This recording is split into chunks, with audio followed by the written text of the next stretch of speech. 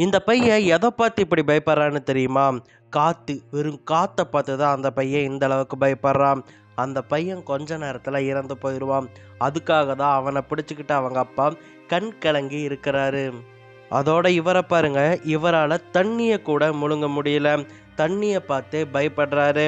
இந்த குழந்தைய பாருங்க, தண்ணியை கிட்ட கொண்டு போன உடனேயே வெறி பிடிச்ச மாதிரி நடந்துக்குது.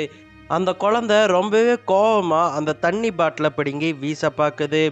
இதுக்கெல்லாம் காரணம் என்ன தெரியுமா? நாய்கள் தான். சமீபத்தில் இந்தியாவின் தலைநகரமான டெல்லியில் நாய்க்கடிகள் அதிகமாகி இருக்கு. அதனால நிறைய குழந்தைகள் இறந்து போயிருக்காங்க. அந்த ஒரு காரணத்தால் இந்த வழக்கானது உயர்நீதிமன்றத்துக்கு போகுது. அப்போ டெல்லி உயர்நீதிமன்றமானது டெல்லியில் இருக்கக்கூடிய திருநாய்கள் எல்லாத்தையுமே அகற்றுங்க, அதை எல்லாத்தையுமே கொண்டு போய் நகரத்துக்கு வெளியே இருக்கக்கூடிய ஒரு ஷெல்டரில் பாதுகாப்பாக வைங்க அப்படின்னு சொல்லிட்டு ஒரு உத்தரவை வெளியிட்டாங்க. அதன்படி டெல்லி முழுக்கவே அரசு தெருநாய்களை அகற்றும் பணியில் ஈடுபட்டாங்க.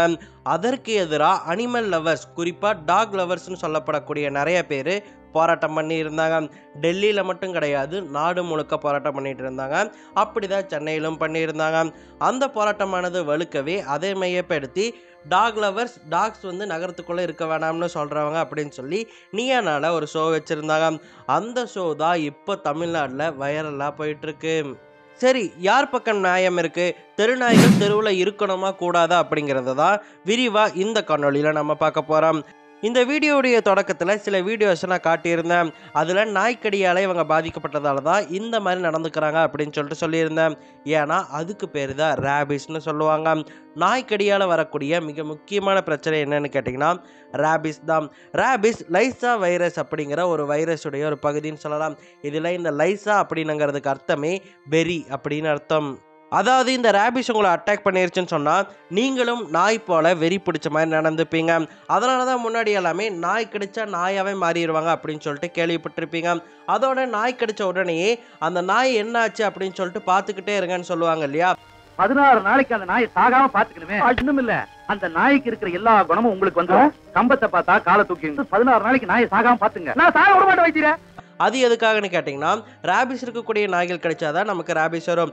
அந்த ரேபிஸ் இருக்கக்கூடிய நாய்களுமே கொஞ்ச நாளில் இறந்து போயிருமில்ல, அது இறந்துருச்சு அப்படின்னு சொன்னால் நமக்கும் ரேபிஸ் இருக்கிறத நம்ம கன்ஃபார்ம் பண்ணிக்கலாம் அப்படிங்கிறதுக்காக தான் முன்னாடி அந்த ஒரு விஷயத்த சொல்லியிருந்தாங்க. சரி, இந்த ரேபிஸ் என்ன அவ்வளோ கொடிய நோயான்னு கேட்டிங்கன்னா உண்மையில் அவ்வளோ கொடிய நோய் தான். ஏன் அப்படின்னு கேட்டிங்கன்னா, நான் முன்னாடி காட்டின வீடியோஸ், அந்த வீடியோஸில் இருந்த யாருமே இப்போ உயிரோட இல்லை. ஏன்னா 100% டெத் ரேட் கொண்டு இருக்கக்கூடிய ஒரு வியாதி தான் ரேபிஸ். அதாவது ரேபிஸ் உங்களுக்கு வந்துருச்சு அப்படின்னு சொன்னாலே நீங்கள் சுடுகாட்டுக்கு சொல்லிட வேண்டியதுதான், வேற வழியே கிடையாது, உங்களால் பிழைக்கவே முடியாது. அந்த அளவுக்கு கொடிய நோய் தான் ரேபிஸ். இந்த ரேபிஸை மனிதனுக்கு கேரி பண்ணக்கூடிய மிக முக்கியமான விலங்கு அப்படின்னு சொன்னால் நாயின்னு சொல்லலாம். வவ்வால், சிங்கம் போன்ற எக்கச்சக்கமான விலங்குகளுக்கு ரேபிஸ் வரும். ஆனால் ரேபிஸால் அதிகமாக பாதிக்கப்பட்ட ஒரு விலங்குன்னா அது நாய் தான்.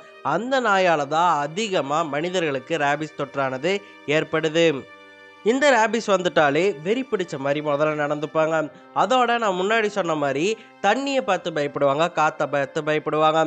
காற்றை பார்த்து பயப்படுறதுக்கு ஏரோஃபோபியா அப்படின்னு சொல்லுவாங்க.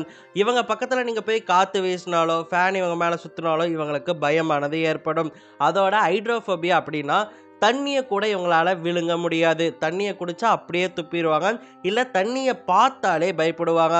இந்த மாதிரி சிம்டம்ஸ் எல்லாமே ரேபிஸால் ஏற்படும். கிட்டத்தட்ட வருஷத்துக்கு 59,000 70,000 பேர் உலகம் முழுக்க இந்த ரேபிஸால் செத்துட்ருக்காங்க. அதில் கிட்டத்தட்ட 36%, அதாவது 24,000 25,000 பேர் இந்தியாவில் தான் ரேபிஸால் பாதிக்கப்பட்டு இறந்து போகிறாங்க. இந்த எண்ணிக்கையும் சரியானு கேட்டிங்கன்னா என்னால் சொல்ல முடியல. ஏன்னா நீயா நானால பேசும்போது ஒரு தந்தை என்ன சொல்லியிருந்தாருன்னா, நான் போய் ஹாஸ்பிட்டலில் காமிச்சேன், ஹாஸ்பிட்டலில் அட்மிட்டே பண்ணல, வீட்டுக்கு கொண்டு போங்கன்னு சொன்னாங்க, நாங்கள் வீட்டில் வச்சு பார்த்துக்கிட்டோம், அடுத்த நாளே இறந்து போயிட்டா என் பையன் அப்படின்னு சொல்லிட்டு சொல்லியிருந்தாங்க. ஸோ அதுபடி பார்க்கும்போது நிறைய ஹாஸ்பிட்டல்ஸ் அட்மிட்டே பண்ணல. அட்மிட் பண்ணப்பட்டவங்களுடைய எண்ணிக்கை தான் இந்த 70,000. இந்தியாவில் 25,000 பேர். அட்மிட் பண்ணப்படாமல் நாய்க்கடியால் ரேபிஸ் இறந்தவங்க எத்தனை பேர் இருக்காங்க அப்படின்னுங்கிறதுக்கான கணக்கு உண்மையிலே தெரியல. நாயால் வரக்கூடிய ரேபிஸ் ஒரு பிரச்சனைனா நாயால் இன்னொரு பிரச்சனையும் இருக்குது. அதாவது நாய் அப்படிங்கிறது ஒரு விலங்கு தான். ஒவ்வொரு விலங்குமே தனக்கான ஒரு எல்லையை வகுத்துக்கும். அந்த எல்லைக்குள்ளே யார் வந்தாலுமே அவங்கள கண்டிப்பாக அட்டாக் பண்ணும். நிறைய பேர் சொல்கிறாங்க இல்லையா, ஒரு தெருவில் ஒரு நாய் இருந்தால் அது திருடனை தடுக்கும் அப்படின்னு சொல்லிட்டு.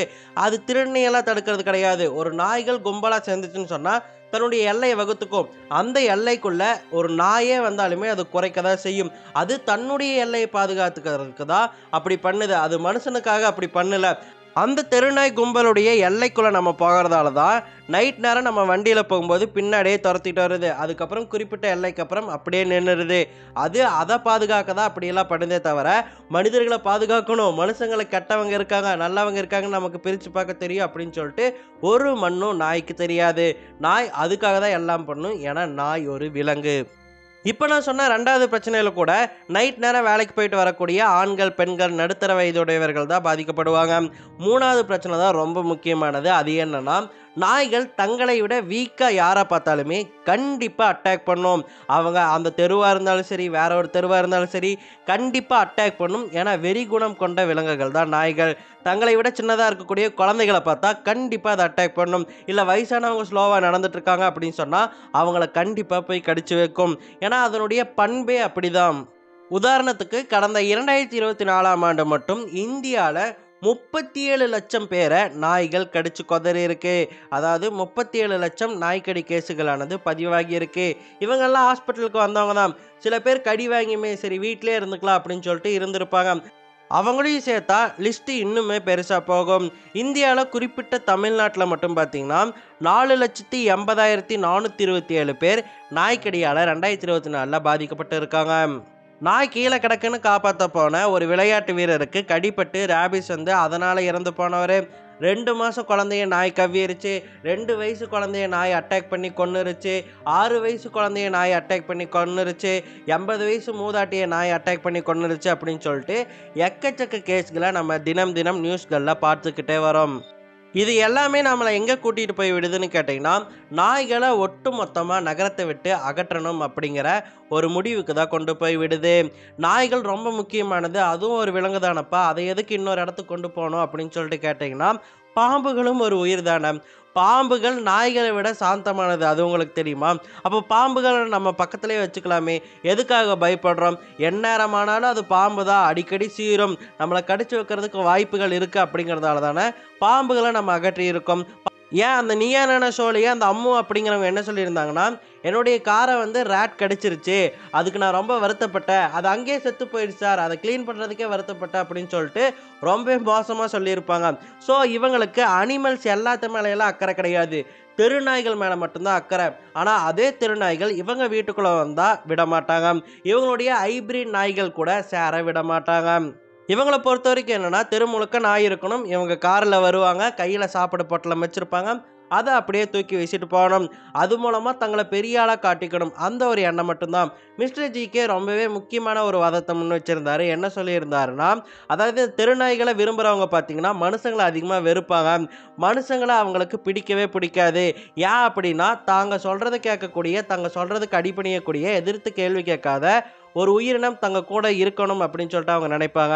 அதனால தான் தெருநாய்கள் மேலே இவ்வளோ பாசம் வச்சுருக்காங்க அப்படின்னு சொல்லிட்டு சொல்லியிருப்பாரு. அது ரொம்ப கவனிக்கப்பட வேண்டிய வாதம். சரி, இது எல்லாமே தெரிஞ்சுமே நாய்க்காக எதுக்கு இவ்வளோ பேர் போராடுறாங்க, எதுக்காக அப்படின்னு சொல்லிட்டு கேட்டிங்கன்னா, அதுக்கு பின்னாடி 2 காரணங்கள் இருக்குது. அந்த 2 காரணங்கள்லாம் ஃபஸ்ட்டு காரணம் சைக்காலஜி. அதாவது நாய்க்காக போராட்டம் பண்ணிட்டு இருக்கக்கூடிய இப்போ இருக்கக்கூடிய நிறைய பேர் பார்த்தீங்கன்னா பெரும்பாலும் பணக்காரர்களாக தான் இருப்பாங்க. பொதுவாக பணக்காரர்களுடைய எண்ணம் எப்படியா இருக்கும், அவங்க தான் பெருசு, மற்றவங்க எல்லாம் கீழே அப்படின்னு சொல்லிட்டு தான் அவங்க நினச்சிட்டு இருப்பாங்க. அதனாலேயே இந்த கீழே இருக்கிறவங்களுக்கும் தனக்கும் இடையே ஒரு கேப்பை உருவாக்கணும் அப்படிங்கிறதுக்காக, நான் ஒருத்த மேலே கருணை காட்டினா நான் கடவுளாக தெரிவேன், அப்படி கருணை காட்டக்கூடிய டூலாக நான் நாயை வச்சுக்கிறேன் அப்படின்னு சொல்லிட்டு அவங்க ஒரு முடிவு எடுத்து தான் இந்த நாயை பாதுகாத்துட்டு இருக்காங்க. இதுக்கு சைக்காலஜியில் மிசன்த்ராபி அப்படின்னு சொல்லிட்டு சொல்லுவாங்க. அடுத்து 2வது ரீசன் பார்த்துருவோம். 2வது ரீசன் கார்ப்பரேட்ஸ் மட்டும்தான். பொதுவாக இந்த நாய்க்கடிக்கு செலவாகக்கூடிய மருந்துகள், அதுக்காக ஹாஸ்பிட்டல் அட்மிட் பண்ணும்போது அதுக்காக கூடிய செலவுகள், அது எல்லாத்தையுமே கணக்கெடுத்துக்கிட்டிங்கன்னா அதுக்கு மிகப்பெரிய மார்க்கெட்டே இருக்குது. அந்த மார்க்கெட்டை சில பேர் இழக்க விரும்பலை.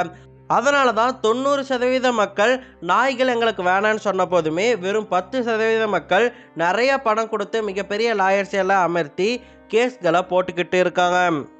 ஏன்னா தெருநாய்கள் இல்லை அப்படின்னு சொன்னால் ரேபிஸ்க்கான வேக்சினை உருவாக்க முடியாது.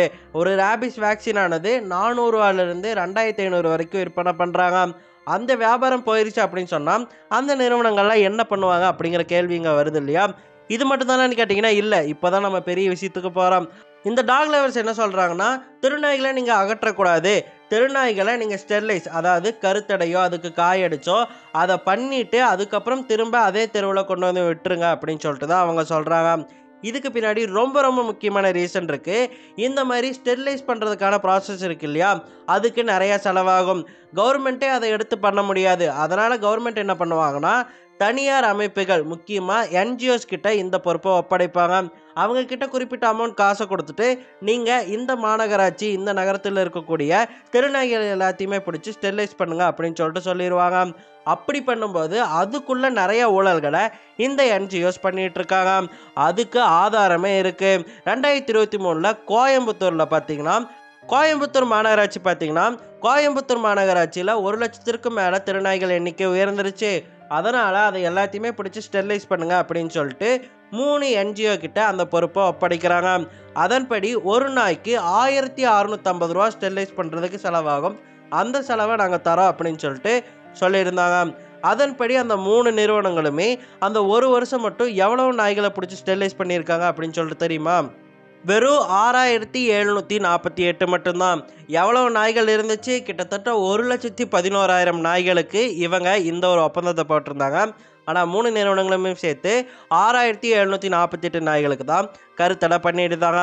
அதுலேயும் ஒரு விஷயம் பண்ணியிருந்தாங்க. என்னன்னு கேட்டிங்கன்னா, கோயம்புத்தூர் மாநகராட்சியோட சென்ட்ரல் ஜோன் சேர்பர்சன் மீனலோகோ அப்படிங்கிறவங்க என்ன சொல்லியிருந்தாங்கன்னா, இந்த என்ஜிஓஸ் எங்ககிட்ட 20 நாய்களை நாங்கள் பிடிச்சி கருத்தடை பண்ணிட்டோம் அப்படின்னு சொல்லிட்டு பணம் வாங்கிட்டு போகிறாங்க. ஆனால் என்னென்னு போய் பார்த்தா வெறும் 10 நாய்களுக்கு மட்டும்தான் பண்ணியிருக்காங்க அப்படின்னு சொல்லிட்டு ஒரு அதிர்ச்சியான தகவலை வெளியிட்டிருந்தாங்க. அதோட சொல்லும்போது இதில் ஏதோ ஸ்கேம் நடக்குது அப்படிங்கிற வார்த்தையும் யூஸ் பண்ணியிருப்பாங்க. அதையெல்லாம் நம்ம கணக்கிட்டு பார்க்கும்போது கிட்டத்தட்ட கோயம்புத்தூர் மாநகராட்சியில் மட்டுமே 2023 இந்த என்ஜிஓஸால் 55,67,100 ரூபாய் இழப்பு ஏற்பட்டிருக்கு. அதாவது 55,67,100 ரூபாயை திருடிட்டு போயிருக்காங்க இந்த என்ஜிஓஸ். ஸோ இந்த பக்கம் இருக்கக்கூடிய கோயம்புத்தூரில் எப்படின்னா, சென்னையில் என்ன நடக்குதுன்னு சொல்லிட்டு சுத்தமாக தெரியல, திருப்பூரில் என்ன நடக்குது அப்படின்னு சொல்லிட்டு சுத்தமாக தெரியல. அங்கேயெல்லாம் நம்ம தோண்டி பார்த்தோம்னா மாவட்டத்துக்கு ஒரு 30 லட்சம் வச்சா கூட எவ்வளோ கோடியை தாண்டும் நீங்களே கணக்கு பண்ணி பாருங்கள். இந்த மாதிரி நாய்களை பிடிச்சி ஸ்டெர்லைஸ் பண்ணுறத ஏபிசி அப்படின்னு சொல்லிட்டு குறிப்பிடுவாங்க. அதாவது அனிமல் பர்த் கண்ட்ரோல். இந்த ஏபிசிக்காகவே நிறைய என்ஜிஓஸ் இருக்குது. 10% பணக்காரர்களாக இருக்காங்கல்ல இந்த நாய்களின் ஆதரவாளர்கள், அவங்க முதல்ல திருந்தணும். அவங்க திருந்தின மாதிரி தெரியல. அதனால் திருநாய்கள் இன்னுமே 10 வருஷம் இருக்கலாம். இதை சட்டம் மட்டும்தான் நிறுத்த முடியும். சட்டம் துணிஞ்சு வந்து எவ்வளோ காசு கொடுத்து மிகப்பெரிய லாயர்ஸாக இருந்தாலும் பரவாயில்ல, நாங்கள் நியாயமான தீர்ப்பு தான் கொடுப்போம். இங்கே குழந்தைகள் இறந்துட்டுருக்காங்க, அதனால் நாய்களை நகரத்தை விட்டு அகற்றணும் அப்படின்னு சொல்லிட்டு முடிவு பண்ணணும். தமிழ்நாட்டில் நாய்கள் அகற்றப்படணும் அப்படிங்கிறத ஒரு கோரிக்கையை இந்த வீடியோ மூலமாக நான் முன்வைக்கிறேன்.